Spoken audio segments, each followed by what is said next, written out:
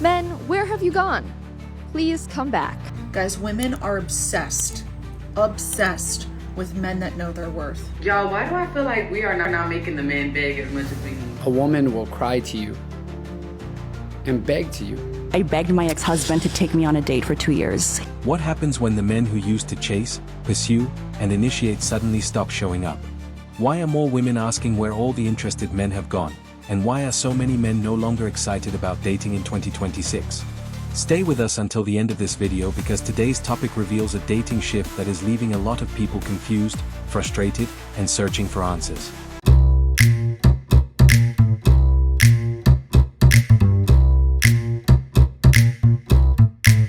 Your most attractive friends are single. Yep, here's why. I know you know. I know you're thinking of that one friend, like that one Becky that you're like, she's hot as fuck, but she literally has never had a boyfriend. Yeah, here's why. The boys, the men, the Jimmy, the John, the James are all afraid of getting their ego hurt, okay? Men go for who they can, and women go for who they want. And when you go for someone that you want, not knowing if they want you back, sometimes you get rejected. But because men are so scared of getting their ego hurt, they won't go for someone that they think will say no to them or will reject them. Because God forbid, Jimmy John Jr. has to get rejected. How is he gonna explain that to his friends? He thinks he's Mucho Man. Girls don't just go for what they can. They have standards and they don't just go for, the bottom of the barrel, but men settle, and that's the truth. 4 years, dating followed a predictable pattern.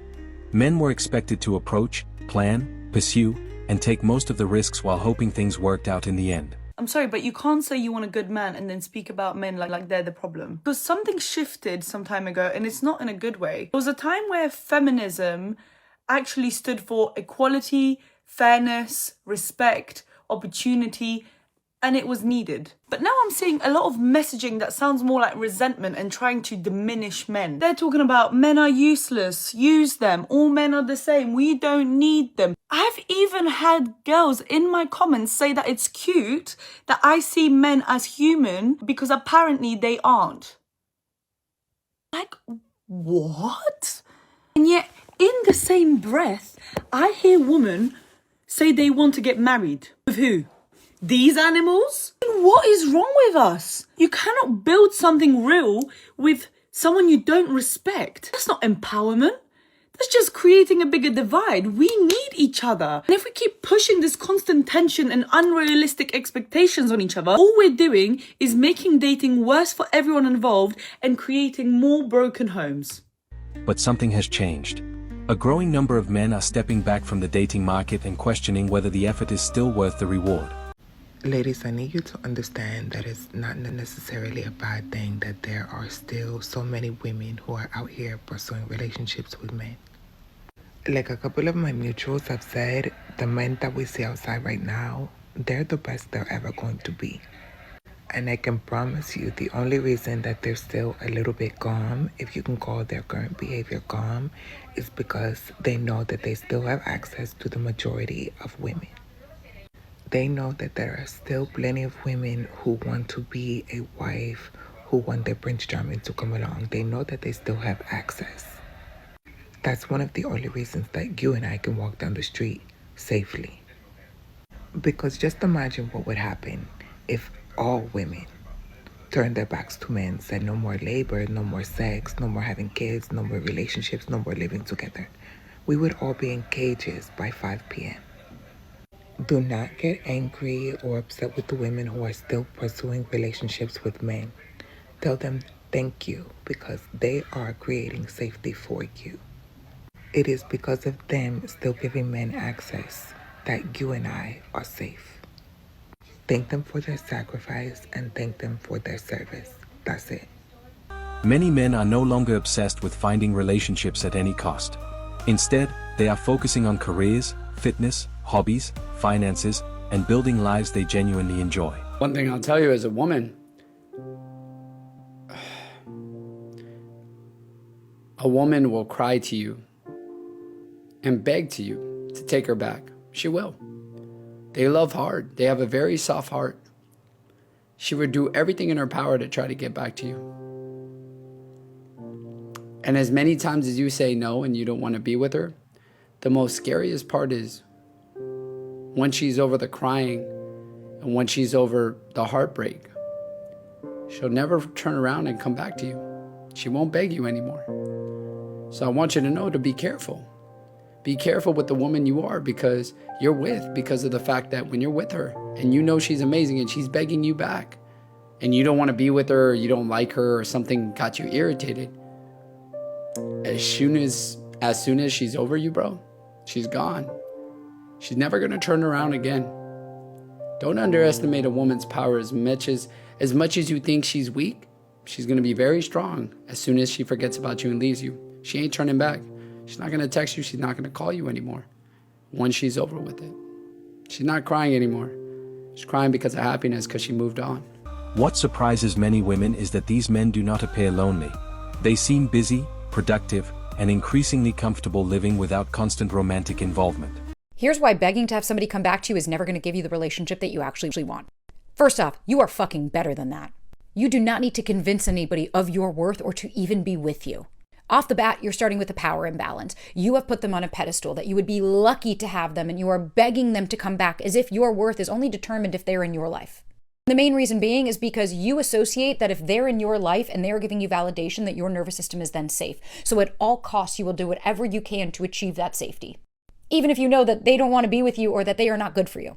I had this where I was dating a guy and I ended it, and he did not take no for an answer. And it was beyond fucking disrespectful at that point. It was text after text after text begging me to be in his life. And after a while, I got really turned off. At first, I was okay to even be friends with him, but at that point, I wanted nothing to do with him.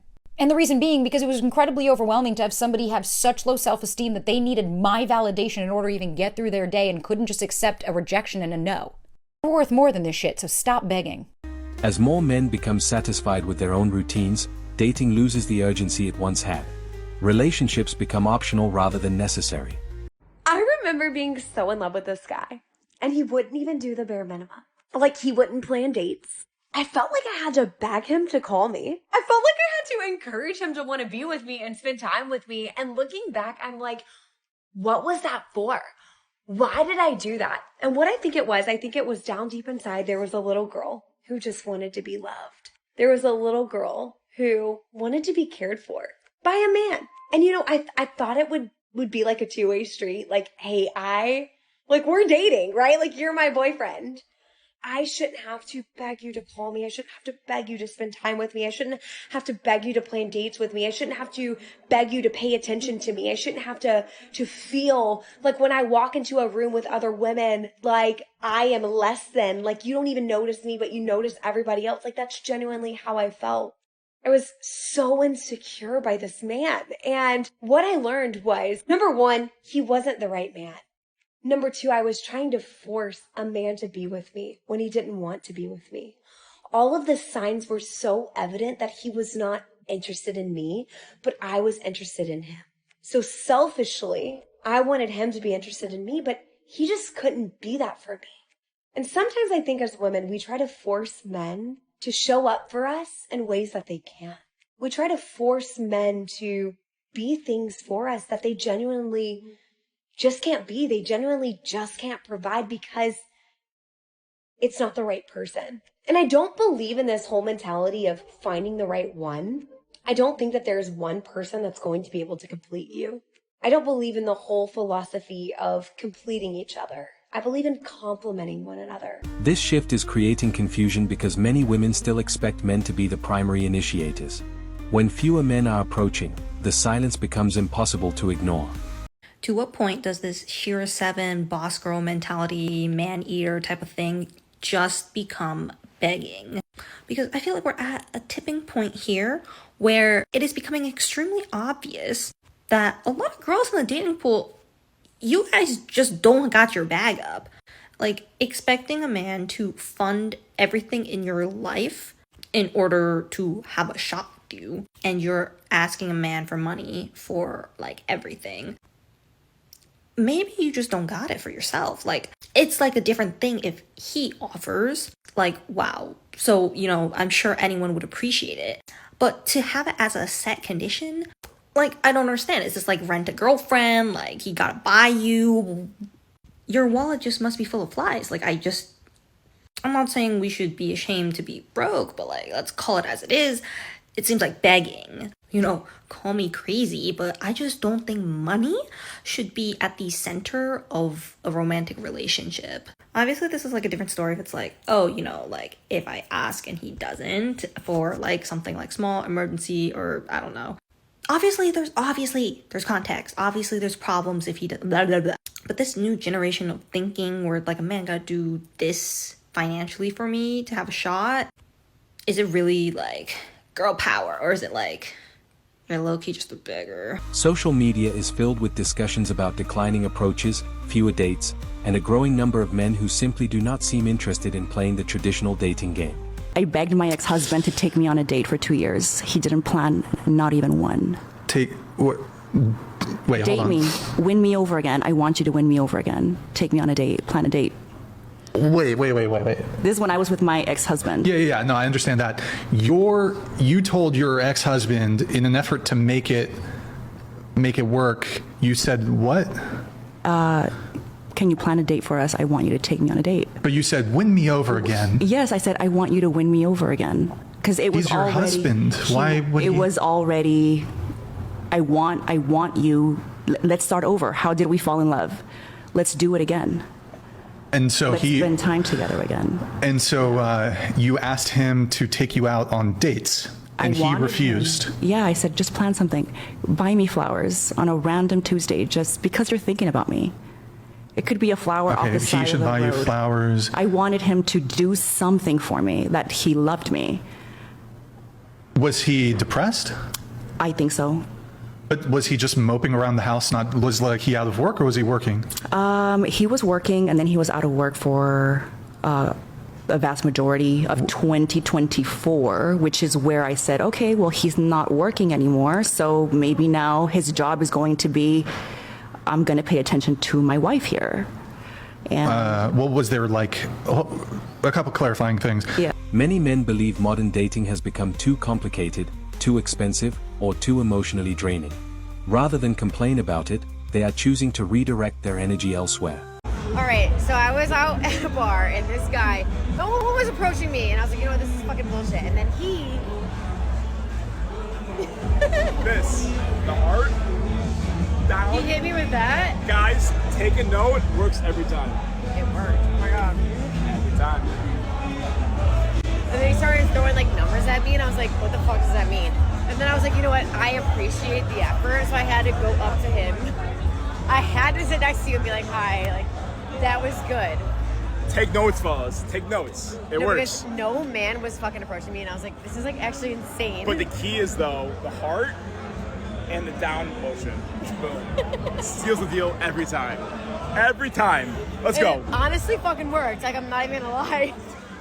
Like, I'm here with you right now. Yeah, we're bar hopping now. We're bar hopping now. She's showing me the town. That's all that matters. All right, let's go. Yeah, we're bar hopping now. Sorry. Still going. It's still going. Is it still going? Oh, it is still going. Oh, shit. The biggest change may be psychological. Men are learning that happiness can come from peace, freedom, purpose, and self-improvement rather than constant pursuit. Never beg to stay in a relationship with somebody who doesn't want to be with you. Why are we begging for someone who wants to leave? Let that bastard go. Let him go. Why are you begging to stay with someone who doesn't value you? Why are you begging to stay in a relationship that doesn't honor you? Is everything okay? The door is very wide open. Allow him to leave. And you shall be set free. Leave. And the truth should set you free. Can I get an amen? Can I get an amen? Because what is going on? What is going on? Why are we begging? Sir, pack your bag and go. What kind of manipulation, tactic, nonsense, rubbish is that? I'm gonna leave, I'm gonna go, I'm gonna leave, I'm gonna go. Go! Who's holding you back? Who's stopping you from leaving from that front door, back door, side door? Get out! Can you imagine? What do I look like? What do I look like begging somebody to stay in a relationship that he doesn't want to be inside of? What kind of nonsense is that? Weird. Once a man becomes comfortable on his own, he becomes far less likely to chase attention or settle for situations that do not benefit his life. Y'all, why do I feel like we are not making the men beg as much as we need to? I mean, I feel like my girls are not standing up. I feel like we're forgetting that we're the prize. I am the win here. Like, you need to be chasing me. I have been seeing women chase men. Why are we chasing men? We are the prize. They win when they get us. They need to be begging for us. Does that make sense? I am just tired of seeing my sisters going out sad behind some of these men, child. We are the prize. We are the win. They are lucky to have us. And that's it. That does not mean men have completely given up on relationships. It means they are becoming more selective and less willing to sacrifice their peace just to avoid being single. Guys, women are obsessed with men that know their worth.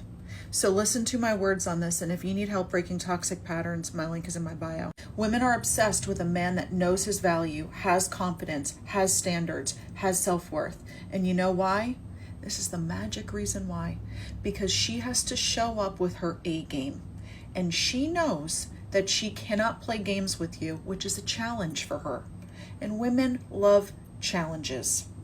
They love the fact that you are not going to accept their BS, but everyone else did.